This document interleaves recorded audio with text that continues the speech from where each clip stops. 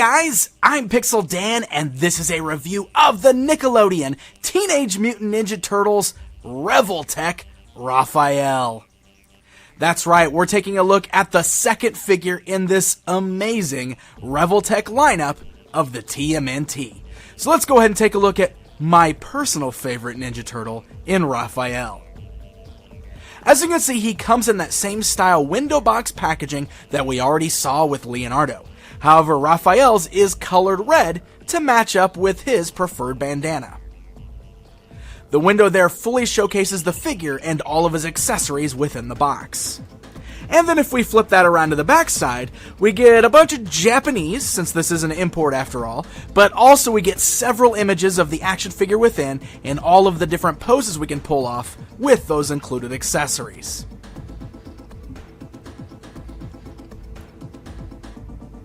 Alright, so let's go ahead and take a look at our Raphael figure outside of the packaging.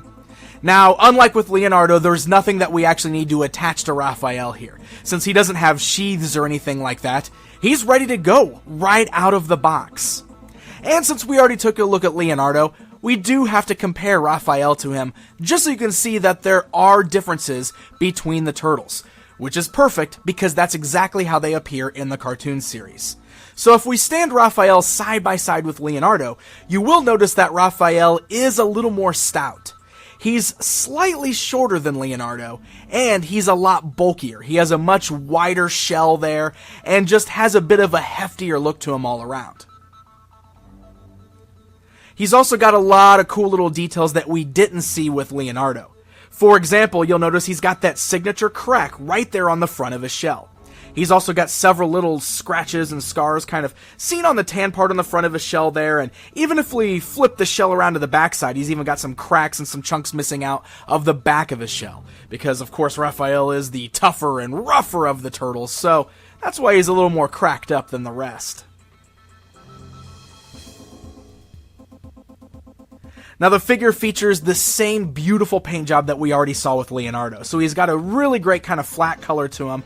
The green seems to be about the same color we saw with Leonardo, but the chest part of his shell is a much lighter tan color than what we saw with Leonardo there. And of course, he's wearing his signature red bandanas across his eyes. The head's shaped a little bit different. He's also got a bit of a different look on his face there. Even the shape of his eyes are slightly different than what we saw with Leonardo. And of course, he does have the pupils in there, just as they appear in the cartoon series. There's a lot of really great paintwork going on here, just like we saw with Leo as well. Everything is fully painted on here, so you'll notice that he's got a great mixture of dark and light greens from the shell to the skin there. He's got that lighter tan going on. He's got sort of this olive green for the shell. And then, of course, he's got the dark brown seen on his belt and all of the wraps around his elbows, his wrists, his knees, and his feet. And then he's got white wraps going around his fingers. All of the paintwork is nice and crisp and very clean on the action figure itself. Now, of course, these guys feature a high amount of articulation, so let's go ahead and run that down with Raphael here. He's got the same ball-jointed head that is sort of double ball-jointed, so it turns both at the top of the neck and the base of the neck. So you can make him look left and right, up and down, and even kind of bobble it all around there. He's got these really nice ball joints at the shoulders, so that means the arms can go quite a bit upwards, they can move backwards, they can swivel left and right for a really great range of motion with the arms there.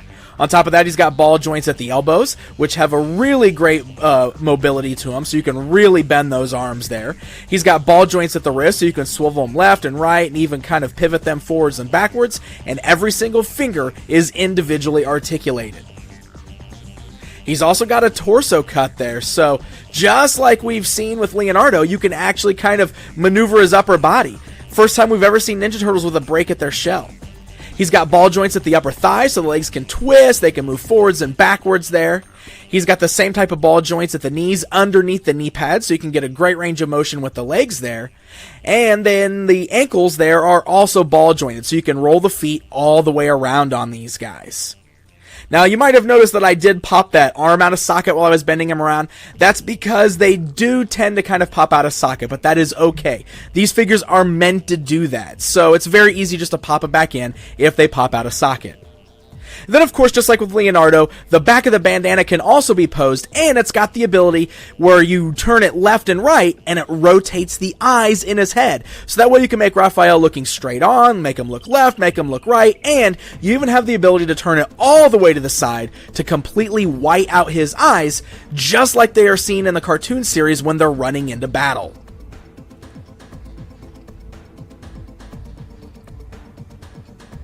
That articulation works very similar to what we had with Leonardo, so I'm going to say, just like I said with him, it can be a bit wonky at times. Because there are so many ball joints here, sometimes it takes a little bit of patience to kind of maneuver this guy the way you want to. But playing around with him, it's really fun just to see all of the crazy battle poses you can get this guy to make. And of course, you're going to want to need to use his weapons to make some of the best poses. Raphael includes his signature weapon in the sai.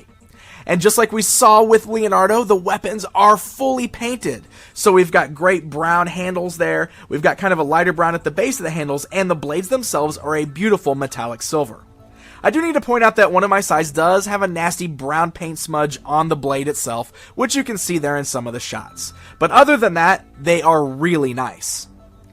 He does have little holes in the palms of his hand, and there's little pegs on the handles of the sai. So you can actually plug those in firmly into his hand, so that way he holds onto them nice and tight, and then just kind of close the fingers in a grasping pose around them.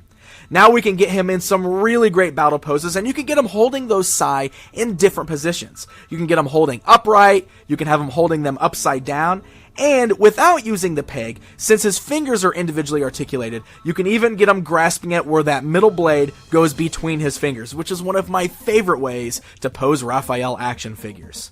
So you can get some really cool poses of Raphael charging into battle and fighting off the foot soldiers.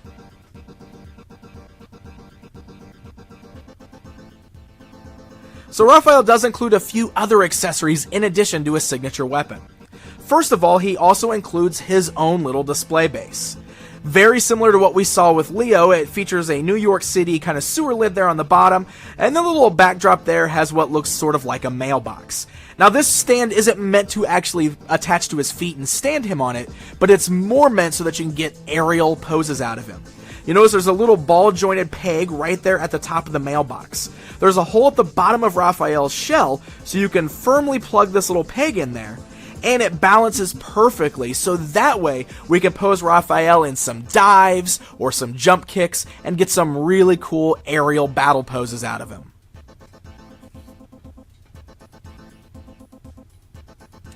His last accessory is an alternate head. And this head is really cool, as it features one of those really crazy kind of over-animated looks that they sometimes show in the cartoon series. Raphael's here is sort of like a mad, raging head, because what else would Raphael have? He's the mean one. The head's very easy to pop off of the figure. It's just on a little peg that's attached to that ball joint, so you can pop the head right off, and then you're also going to want to pop the back of the bandana off to plug it into this alternate head. Then you can easily attach that right to that same peg. It may take a little bit of work the first time around, but once you get it on there, you've got yourself a screaming, raging Raphael figure. I really love that these added heads are included with these figures because it really brings a whole new element from the cartoon series into action figure form that we've really never seen before. I don't know if this is exactly the way I'll be displaying these guys on my shelf, but I love having the option to do it.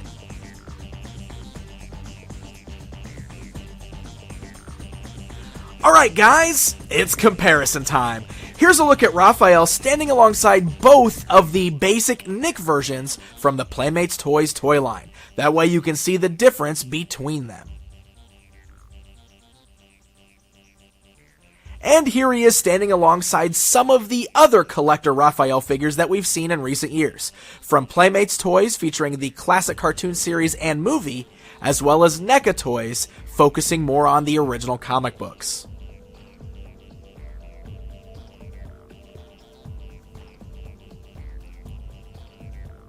I am really loving these Revoltech TMNT action figures. Raphael here is another fantastic one. These guys are really crazy articulated, and I will say that with all those ball joints showing at the shoulders and the upper thighs, it does kind of ruin the sculpt just a little bit. So for those of you out there who aren't big on heavy articulation, maybe these guys aren't for you. But just the fact that you can get them in so many crazy poses, the fact that they have great sculpts, beautiful paint jobs, and really cool accessories, makes these some of the very best Ninja Turtles figures I think that I've ever seen. And they are certainly some of the most cartoon accurate that we have ever received. We can pair this guy up with our Leonardo here, and we are building one heck of a cool looking action figure display of one of my all-time favorite teams. Now we just need that Donnie and Mikey to complete the set, so that way we have a full team ready to do battle. So one of the downsides with these being imports from Japan is that they are a bit costly. These guys are going to run you upwards of $60 a figure, which I know can be a little tough for somebody who may just be a casual collector. But if you can pull the trigger and purchase these guys, I think they're well worth it. They are very fun action figures. Unless you live in Japan, you'll probably need to track these guys down online at stores such as BigBadToyStore.com. So happy hunting, my friends, and until next time.